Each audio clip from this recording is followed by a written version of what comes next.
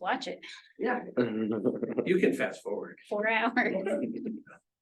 So anyway, yeah, that was great to see. Are we at quorum? I think we've hit quorum. Didn't we say last time we need like 7?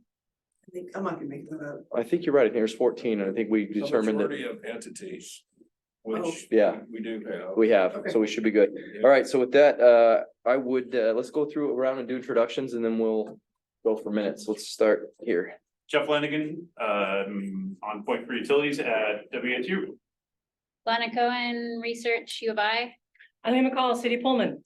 Sandra Kelly, City Moscow. Okay, Latah County. Tyler Palmer, City of Moscow and current PBAC chair. Mike Fappel, Police Basin Aquifer Committee. Let's go to our guest. Stephen Hall, Latah County resident. Welcome, David, and then let's pop up online. Pamela? Pamela, community member. Welcome, Pamela. How about you, Colton? Colt Shelton with JUB Engineers. Mr. Robichon? Steve Robichon, PBAC. Thanks, Steve. Patrick? Yep, Patrick Cabot with the Washington State Department of Ecology. Great to have you, Patrick. Thank you. Kara? Kara Haley, City of Pullman. And Chris? Chris Beard, excuse me, Washington State Department of Ecology. Great, thanks, Chris. Appreciate you being with us. All right, we're gonna move on to approval of the minutes. Mike sent out the October 19th meeting minutes. If anybody needs a copy, we've got a printed copy. Barring any comments on the minutes, I'd entertain a motion of approval. So moved. Second. Motion by Sandra, second by Lean.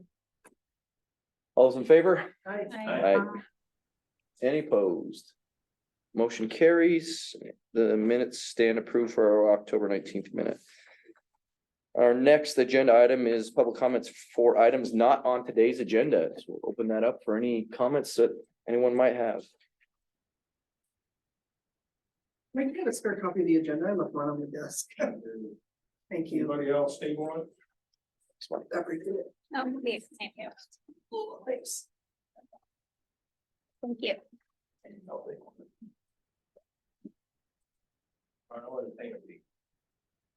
Okay. So we've got some unfinished business. I am going to have Mike pick up our unfinished business item A, which is our PCI AmeriCorps agreement for the Latah County Water Conservation Program. So this, just to remind everybody, we were granted $50,000 in ARPA funding from Latah County for water conservation. And the direction we're moving is to contract with Palouse Clearwater Environmental Institute, PCEI, to provide an AmeriCorps volunteer for this program. It's a subsidized program, so it's low cost. And even including expenses of, materials and a little bit of travel throughout the county, I think we easily have 3 years worth of funding for the program. And it's, I'll just say, it's an application. It started with 20 pages, and then they had some questions, and there was, I had to limit to 6 additional pages. So it was an application, and maybe there'll be a couple more questions, but we're still on track to launch that program at the end of January. So with that legwork in place, this is an action item, so we will take a vote on this item. Paul, did you have something you wanted to add to that? Chairman, thanks. The one thing I think we need to be mindful of, you said 3 years, is making sure that ARPA funds can run that length. It's That's my only concern. I mean, I thought ARPA was like by 20. The funding has to be committed Committed by 24. 24 and expended by the end of 26. Okay, so we may have to pay for it a little bit. Just saying. We can work on it. Yeah, we'll have to take a look at that, because I think actually in the county paying the funds to PBAC, that was. That may meet their requirement, but that's something that we will have to, Funds. it's something that we would want to look at and Yeah. verify. Okay, I and think I that can work with you on that. Tyler's view is likely correct, but noted and will be managed. We don't intend to give any back. Yeah, no, I'm excited. Way to go, Mike. So the motion for this, I have a question. yeah. Before we, on motion part, do you want to wait? Let me just, I do want to mention that, Tom Lamar, who sits on PBAC, is also the executive director for the police face, or for the Palouse Clearwater PCEI Environmental Institute. He's not here today, so there wasn't a need, but he had indicated that he would likely abstain from this vote due to his connection to that entity. So I just want to make sure that that's clear before we move into that portion. And that's my question. I'm all for this and I don't have reservations, but I always get nervous in terms of how other people are looking in. Mm-hmm. Right, and to have Tom as the executive director, as a county commissioner and on PBAC. If I'm just looking on paper, that looks super squishy to me, and so I'm just bringing that out in the open. I like it, I mean, I'm an AmeriCorps alum, I worked at PCEI, right, I'm friends with Tom. But I just wanna make sure that we have everything covered, that that it's not, that we're good. Yeah, I agree, Sandra. I think that's a really good point, and it's important anytime that we're using public funds for a program. And so I think that's largely the reason for a 6-page document laying out expectations so that we have clear expectations of what the program is and we can keep that clear, and having Commissioner Lamar, were he here, abstain from the vote, but he's not here, so that becomes a bit of a moot point. Any further discussion on this one? I'd make that motion to proceed. Contract with PCEI for water conservation programming in Latah County. Do we want to include in the motion just to make sure the meeting, whatever requirements are attached to the funding?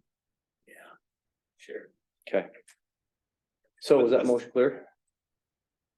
What is PBAC's contribution then? None. None, so we're depending 100%. We have the funds in hand. Okay. We're in a segregated UI account right now. So there's $50,000 in that account. Okay. Waiting for us to spend them. The only thing that PBAC is really contributing is some of Mike's time in administration. Yeah, there is an in-kind contribution from me, which I'm actually kind of looking forward to.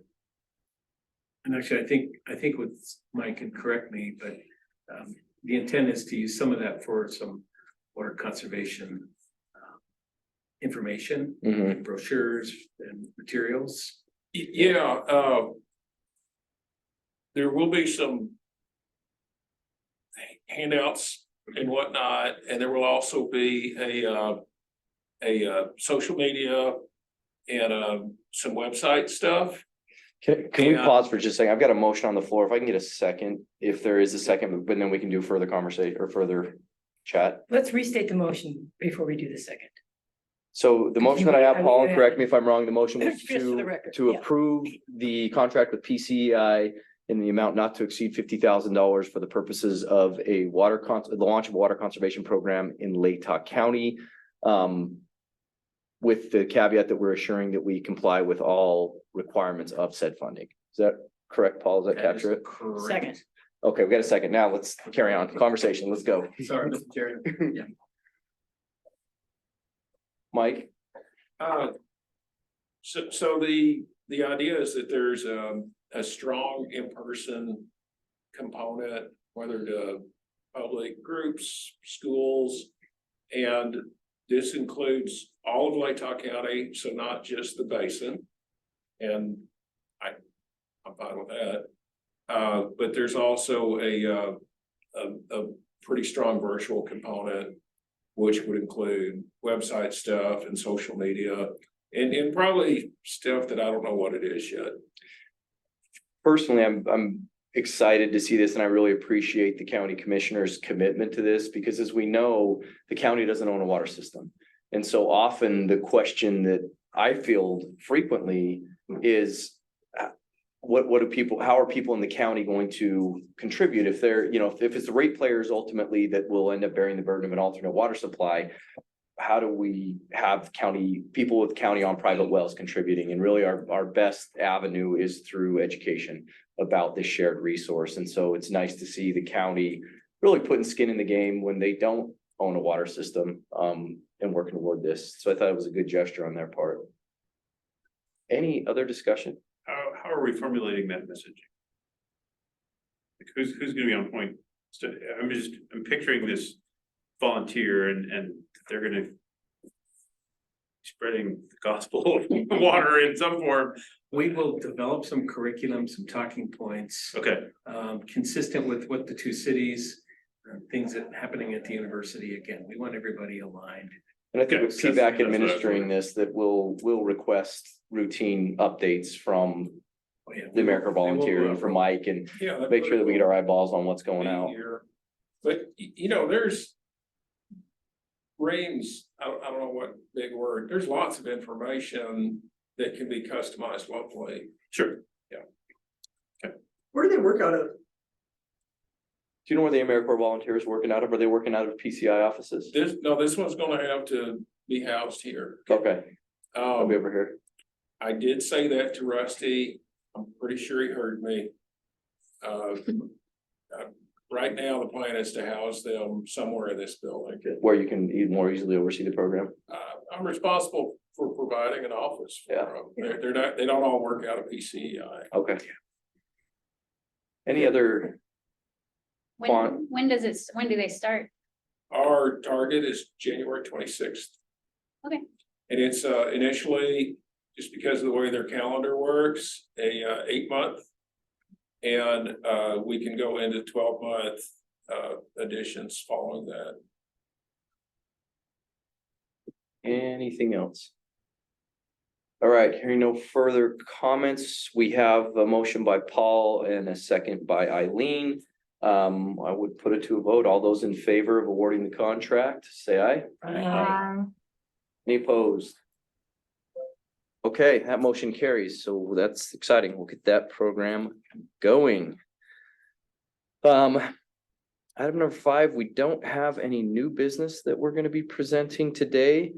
But item number 6, we've asked Steve Robichon, and he has graciously agreed to present some of the data, some of the 2023 hydrograph results, which is something that Steve was working on as we do further analysis on alternative 5.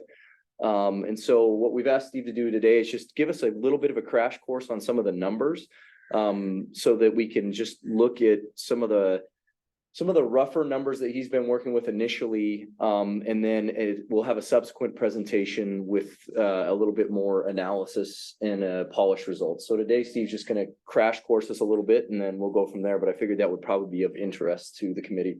So with that, we'll turn the time over to Mr. Robichon. Okay, can you hear me? Everybody hear me? Yes, sir. You ought to be able to share, Steve. I'm gonna be able to, I need to be able to share, yes. You should. be able to Okay, share. I'm looking at my screen now. There we go. We got you, Steve. Yep. Okay, like Tyler said, this is not gonna be a polished presentation or anything. I'm just gonna kind of stumble through a couple of the spreadsheets that I have that I've developed for making some estimates here. But before I do that, I wanted you to look at a hydrograph from the gauge, the stream flow gauge on Paradise Creek up there at Perimeter Drive and Pullman Highway, Farm Road, Winco, it's that gauge there. The y-axis is flow in cubic feet per second. The x-axis is time, and this goes for over the last week. And you can see that for the most part, over the last week, the flow has been less than 1 cubic feet per second. So there's not a lot of flow in the stream. But when it rains, like it looks like it did yesterday, late afternoon, you can see that the creek comes up. And so at the peak of that rain event, the flow got up to 36.2 cubic feet per second. So anybody that was out there looking at the creek at about sunset last night probably noticed that it was flying high and muddy. And so when the stream flows high, the mud flows high too. And one of the measures of how muddy it is a proxy measurement called turbidity, which kind of measures how well you can see through the water. And I'm going to see if I can change my screen share now and share a different screen. This one here is some examples of water containing dissolved solids and at different turbidity levels. So this one on the left is a turbidity level of less than 10. The one in the middle is 200. It's what's called NTU, which are turbidity units.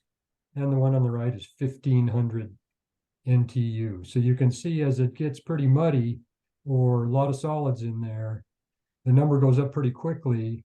And you can imagine that this water is going to be a lot harder to treat than this water. So you've got to either let a lot of the solids settle out of that water, which means you have to have big settling ponds and settling basins where the solids will fall out, or you got to use chemicals and some other technologies to force the solids to fall out. So treatment of this water is a lot more expensive than treatment of this water. And I'm not sure, but I think the standard for drinking water is a turbidity of 1 or less. So much clearer before you can put it into the system as potable water. Okay, we don't have a lot of turbidity data for the South Fork of the Palouse, but we do have turbidity data for Paradise Creek. And I'm going to show you this now. Thanks to work that was done by Aaron Brooks, now it's been 20 years ago almost, most of it 20 years ago. We have a good collection of stream flow and turbidity data for the years 2002 to 2007. Steve, Yes. we're just seeing a black screen. Okay. Let me try again. Thank you for telling me that before I got too far down the road here. Let's And see. Steve, you're right about the turbidity. It's 0.3 at our outlet, and then we're allowed 1 in the distribution system. Okay. So 0.3 at the end of the treatment train, and then 1 in the distribution system. Okay. Is that state or? That's federal. It's a federal regulation. Can you see it yet? Is it doing anything yet? Yeah. Okay, let me try a different way. Let me do a new share. This one. No go? The black screen of death. Okay, let me try a new one again. 5th time's a charm, maybe? That's what they say. There you go. That did it. Okay. So Aaron and the people he worked with back then put together a really nice data set of flow and turbidity at 15-minute increments for a period of almost 6 years, over 5 years. And alternative 5 is about taking water out of Paradise Creek in the South Fork during the months of January through April. And so this chart here shows flow as blue, and you can see when the flow goes up, the turbidity, which is orange, it goes up too. And so we need to get the turbidity down to 1. This is a log scale, so it's hard to see this at 1. You need to get the turbidity way down before you can put it in the system. So that's all treatment. And at some point, once the turbidity gets so high, it becomes so expensive to treat the water that it becomes pretty much cost prohibitive to do it. And so that's one of the uncertainties we have about alternative 5 is, are we going to be able to treat this water? Another uncertainty is how much water, the blue, is going to be available. How much is going to come into our treatment plant so that we can grab it and treat it. And another uncertainty is how effectively can we treat it? If we take 100 gallons out, can we make 80 gallons of drinking water, or can we only make 50 gallons of drinking water? So those are all unknowns about alternative 5 and how much water we can really get on alternative 5.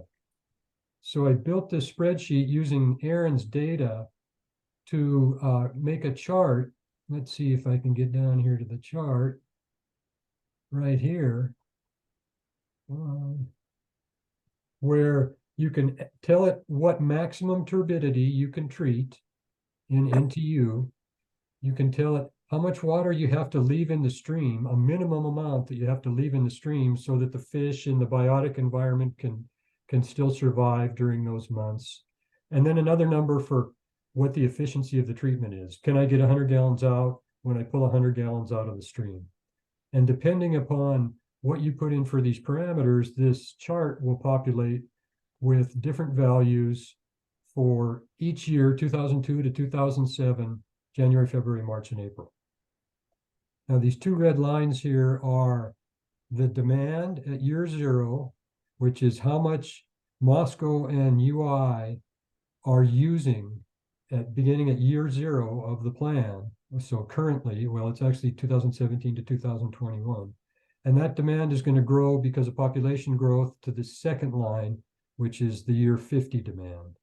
So any kind of bar that is over these demand lines will satisfy the amount that the users need for their drinking water purposes. But you got to keep in mind that we have what's called an aquifer stabilization demand, and that's the amount that we have to cut back our pumping in order to have the aquifer level stabilize. And we've estimated that at another 166 million gallons a year. So the total amount that we really need to get from alternative 5 for Paradise Creek would be these lines plus 166 million gallons over the course of those months to make it all work right. Okay, so I'm going to put in some examples. Let's say we can take really dirty water and we can treat it. So that's 1,000 NTU turbidity. And I don't know that you could possibly even treat that without all kinds of extra real estate and extra technology. Let's assume you take all the water out of the stream, so not a drop goes into Paradise Creek downstream of your treatment plant. And we can convert everything that we pull out of the stream into usable drinking water. So that's those 3 numbers. And you can see that these bars are all off the chart. So except for a few months in a dry year, like here in 2005 in February or 2004 in April, there wasn't enough water flowing down the creek to satisfy the demand of the people in Moscow and UI. But for most years, there's going to be plenty of water in the stream if you can do all these pie in the sky assumptions. So what if we go down to something that's more conservative and we say, we can only treat things up to 50 NTU. And maybe we need to leave, let's say, 7 CFS in the stream. And let's say we can only convert about 60% of the water that we take out. This is what it looks like. So all of these months with bars under the red line are months where we don't even have enough water available in the creek to satisfy the demand of the people that are living here. So we can't satisfy the demand there. This table here shows us the percentage of the target, and the target is at year 0, right when we start the program, and at year 50 after 1% per year population growth. What percentage of the target we're able to meet on this Paradise Creek option, which is alternative 5 at Paradise Creek. And you can see that at year 0 in 2002, we're still able to get enough water out to satisfy 107% over the course of the spring of what we need as our target. But by year 50, we're down to 34%. And on this very conservative assumption, you can see that in year 2005, we only satisfy 1 or 2% of what we need to be doing to what we think is meet the demands that'll be out there in 50 years.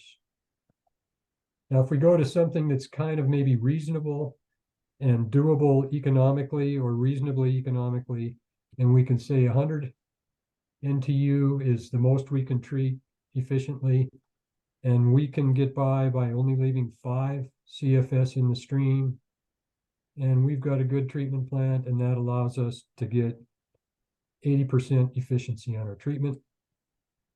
You can see we have a lot of bars that are above the demand now. And at year 0, except for that very dry year, 2005, we do a good job of meeting our year 0 demand.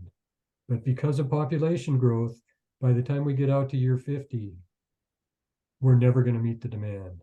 So alternative 5 in terms of what Paradise Creek can supply to UI and Moscow, it will not meet even half of the demand, or it would not have during 2002 to 2007 over the course of those years. So it falls way short of the demand.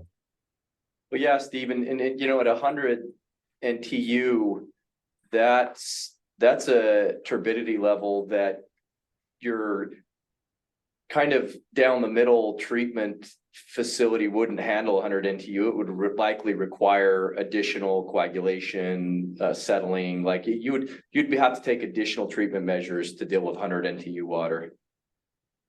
Right, right. And so that's going to be more expensive. And back when you all decided which alternative you wanted to pursue, there was the matrix, and there's all kinds of issues that I have with the matrix that you used. But one of the main decision points was expense, how expensive it was, which one was the lowest cost. And you can imagine that if you're only meeting half of your demand, and maybe it's costing you 1.5 to 2 times as much to treat it, the unit cost of that water is going to jack up really quickly. And so that's what I have in another spreadsheet, which I'm going to try to see if I can magically share. Does anybody have any questions about this or any numbers they want me to put in? No, Steve, I think this makes sense to me. Hey, Steve, this is Paul, good stuff. Where did Aaron test? Where do you do these tests? Above town, below, at the gauge? Right at the gauge, I think. I think so. I'm not sure if it's at the gauge or just upstream of the gauge, but it's not out of town, east of town. It's after it's gone through town. But But it's upstream. before the treatment plant. Yeah, right. Steve, Thanks. Patrick Cabbage has a question. Okay, Patrick. Yeah, I just had a quick question. So have you looked at years 2008 to the present and how those compare to that 2002 to 7 range? No, Patrick, this is all the data that we have as far as turbidity goes. We have a lot of Okay. stream flow data, but we don't have any turbidity data. Nope, that makes perfect sense. Okay, thank you. And Jeff or Kara might weigh into that, but one of the things that's being talked about in the research subcommittee is spending some money to put a gauging station over in Washington, upstream of the wastewater treatment plant in Pullman, so that we can start to collect that data on the South Fork, and we could additionally start collecting it again on Paradise Creek if we needed to, because we do have an instrument that we used that we purchased to get the turbidity data for a year or two on the North Fork. And Sitting in Clyde my can talk office, about Steve. that.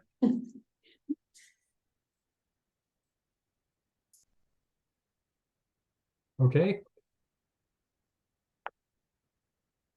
Yeah, I've got that gauge still sitting in my office. okay, I'm going to stop the share and go to another spreadsheet. Stop share, start share. This one. This one's much less thrilling. Basically, what you're going to look at is this little table here, and this is the unit cost of Black water. again, Steve. We might have to do the multiple attempt where you didn't come through. Took 5 last time. Let's see if it works in less than 5.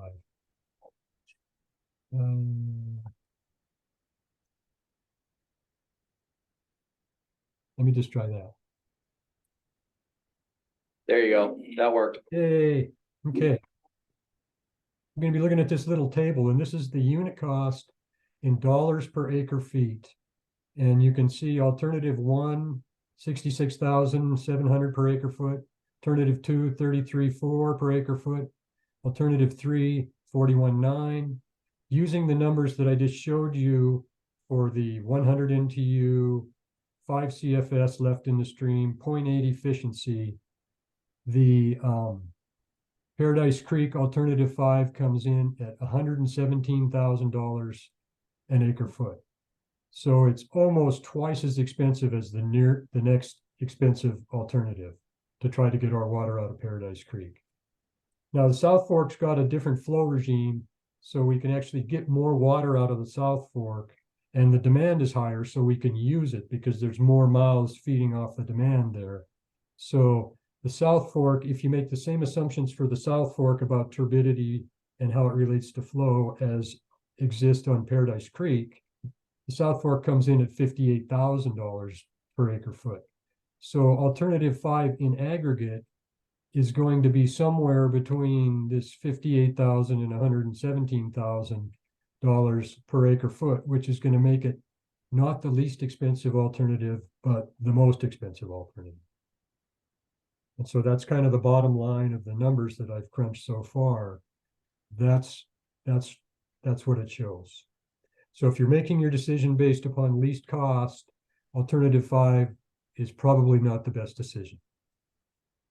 Steve, we appreciate you taking the time, and this is the value of having a technical advisor for the committee. We really, this is part of our process for continuing to refine this. This is what we want to be doing. Does anybody have any questions for Steve about the numbers that he's presented to us today? Steve, does this factor in the required stream flow that we have to leave in the creek? Where does that fit into this? That's one of the numbers that you put into that first spreadsheet, and these numbers here say that you need to leave 5 cubic feet per second in the stream. And that meets state and federal and all like such other regulations as we know them today. Well, I'm not sure what the regulations are in Idaho, because I've been told that Idaho doesn't really have to put their wastewater treatment plant outflow back into the stream. So if they wanted to, they could apply their outflow to land surface. And in the summer, I don't know that there would really be any flow in Paradise Creek if it weren't for the wastewater treatment plant outflow. No. Yeah, we are the flow in the summertime. Yeah. And so in the spring, it's a mix of the two, as you can imagine. But I don't know what the requirements are in Idaho. I know there will be a requirement in Washington, but they haven't set that requirement yet. And that's one of the things that the Wyra group that worked on this over 20 years ago now, they decided they didn't want to quite go down that path to be setting minimum stream flows. And there really isn't any data to set one there in the Pullman vicinity yet. So there is no data in Washington either. Thanks. Any other questions? Well, Steve, thank you very much. And we'll work with Steve to schedule the polished version with a little bit more analysis of this as we move forward. So appreciate Steve's work and the work of the technical subcommittee as they've reviewed these numbers. So appreciate that, Steve. Well done, Steve. Thanks. Moving on to our subcommittee reports. First thing I want to chat about was our MOA. I believe, Kara, the MOA went to Pullman City Council on Tuesday. Yes, it did, and passed. Okay. We are on the agenda for Moscow City Council. We had some meeting cancellations with the holiday, so the 27th it'll go to committee, and then it'll be on the council the first week of December. I don't anticipate any concerns from our city council. Sandra, I don't think we'll run into any obstacles there. Latah County is good. Have they already approved it, Paul? I think they did. Okay, and I have not heard from Whitman County. Mike, have you heard anything from Whitman County? Okay, and then WSU, do you know where you guys are at on that MOA review? Is that the approval of the MOA? I know. Okay, and then I haven't heard from the University of Idaho either, so. I'm gonna ask Rusty about that. Okay, so we'll need to follow up with Whitman County, WSU and the U of I and just see where that is. And just as a reminder, we're gonna be on a pretty tight timeline. If we can get this MOA approved, we've got through August, but we all know how long it takes to get through 6 bureaucracies. And so we want to have a draft of the updated full agreement ready for circulation in March. And so Mike's going to be working to have that ready for our March meeting to distribute so that we can solicit feedback. The only thing I really will ask everyone to gear up for is whomever's going to need to review that, your legal staff, get a space in their queue open for April so that we can expedite that review, because the goal is to have that reviewed, comments back, so that we can have a final draft, have a final look at our May meeting, so that after the May meeting, everyone can then be taking that to their respective entities, because it'll take for some of us potentially 6 weeks or so to get through a council or review board, whatever, if it's county commissioners, our committee council, et cetera, process,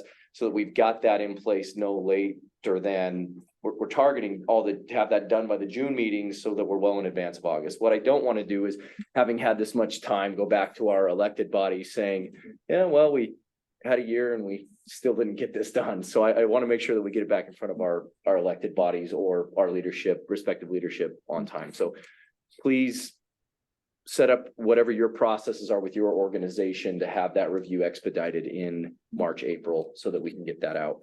Any questions about that? So Kara, Yeah, so Pullman passed it, did they sign it? well, that was gonna be my question. Do we want, what can we accept? Do we need to pass around a single copy to everybody to sign? We can coordinate and have the mayor sign at whatever point. So we have approval to do that. I just didn't know what that needed to look like. If the most expedient way is for me to start driving around with it, that's fine. I'm not sure if all the entities are comfortable with separate signatures. I'm really comfortable with separate signatures, but I don't speak for all the entities. For us, as long as it gets signed by everybody, I think we're all right. So I don't think we need to have the same piece of paper that goes around to every single one. We just need to have that agreement signed by each entity. Yep. And I'm also fine with electronic signatures if the entities are. And electronic We have to signature. do originals still, but Okay. Okay. But I'll be asking you and Sean every couple of weeks, and so in a very gentle and kind and remindful manner. So yeah, Just letting you know that. yeah, we can get that to you, Michael. I just didn't know if there was any stipulations, like I said, on needing to sign the same one. So I assume it may actually already be on Sean's desk and we can get that to you. But and no rush for you guys, Carrie. You guys beat everyone at the finish line. So congratulations to Paul. well, Sean did all the legwork on this one.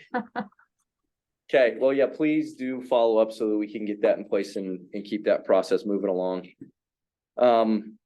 We no budget report from the budget subcommittee. They have reviewed the finance. Rusty couldn't make it, but we've covered it. And he's satisfied with the financial.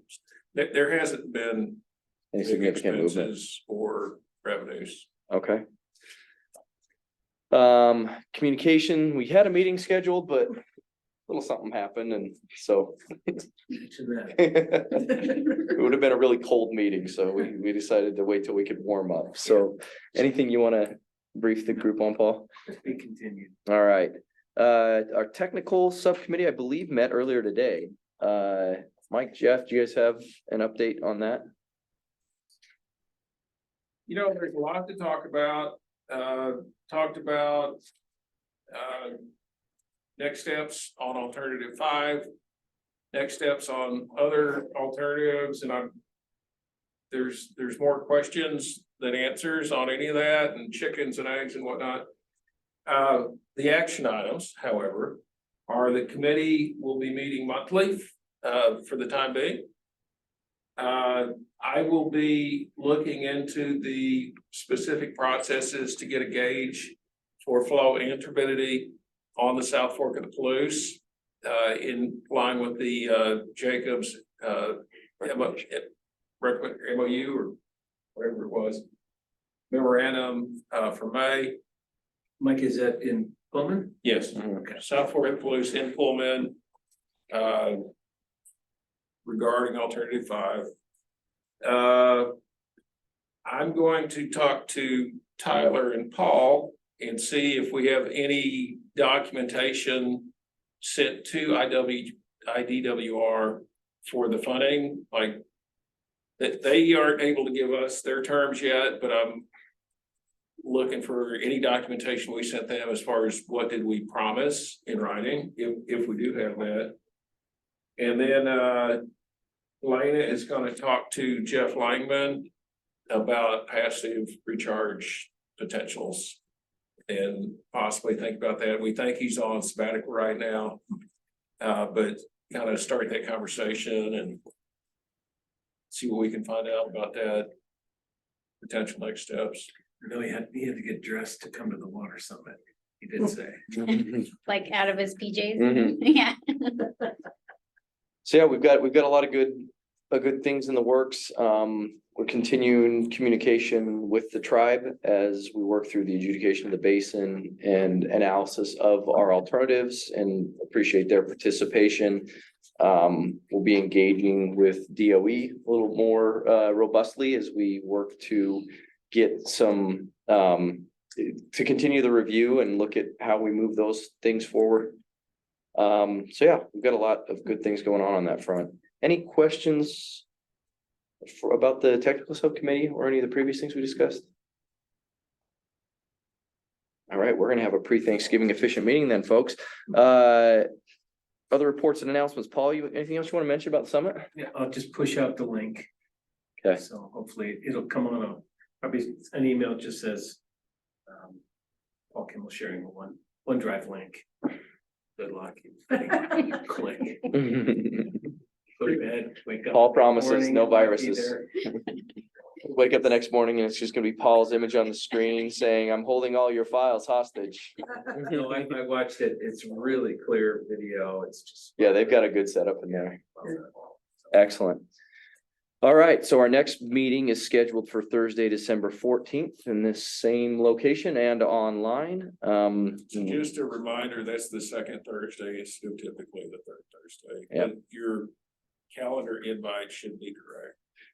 So yeah, calendar invite could be right. We wanted to obviously stay further away from the Christmas holiday, but still keep some business going. So appreciate everybody showing up. Anything else anyone has before we adjourn? Hey Tyler, you were at coffee with Lieutenant Governor. Yeah, Mike and I were there. It was, yeah, we had a really good conversation. Talk a little water. Yeah, And a lot of water talk. Water. He was interested in that, you know, it's something he had hosted the governor's water summit earlier this year. We presented there, I presented at that summit, and both the governor and lieutenant governor were present for our presentation. He was very interested in water. He was very supportive of IDWR's work. He encouraged us to continue with forward momentum because the state of Idaho is committing historic levels of funding toward water alternatives right now. And so he very much encouraged us to continue that work and was very supportive of our work in the basin. He seemed to be very appreciative of our local efforts in that realm, that we were working cooperatively locally. That was something that he seemed to really appreciate. So yeah, it was a very worthwhile conversation. Anything else from that, Mike? Yeah. It was, thanks for setting that up, Paul. Yeah. Okay, if nobody else has anything, we'll go ahead and adjourn. Thanks, everybody. Appreciate it. All right, thank you. Almost.